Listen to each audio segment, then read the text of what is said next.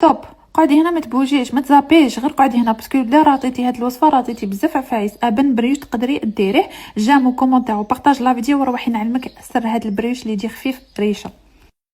500 غرام فارينه، 120 غرام سكر حتى 130، مغرف كبيره تاع خميره الخبز، 200 غرام تاع حليب دافي، حبه بيض كامله وصفر بيضه خلوه باش ندهنوا به، وهذاك البايض زيدوه ان شاء الله تكوني ما فهمتيش.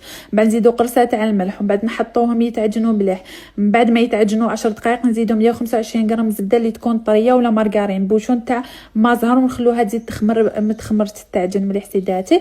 ومن بعدك نهبطوها راح تكون جاريه شويه ما تخافيهاش، رشيها بشويه تاع الفارينه وخليها. وهذا هو سر نجاح الوصفه، لازم تكون طريه بزاف.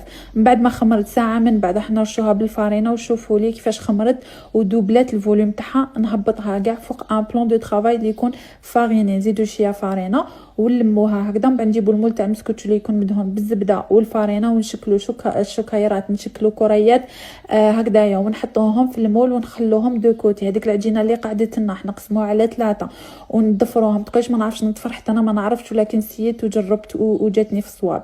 نحطوه في المول تاع الكيك اللي يكون مدهون بالزبده والفارينه، ونخلوهم يخمروا لمده ساعه. من بعد ما خمروا نجيبوا هذاك صفار البيضه اللي قعد ونزيدوا فوقه شويه حليب ولا فاني، وندهنوا نديروا شويه سكر من الفوق ولا لي زاموندي فيلي كيما تحبي.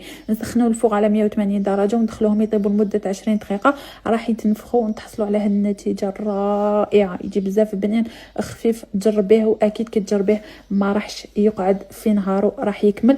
واذا ما كملش تقدري ديريه في كونجيلاتور وكل يوم تجبدي مرسو. جا بارطاج. سلام.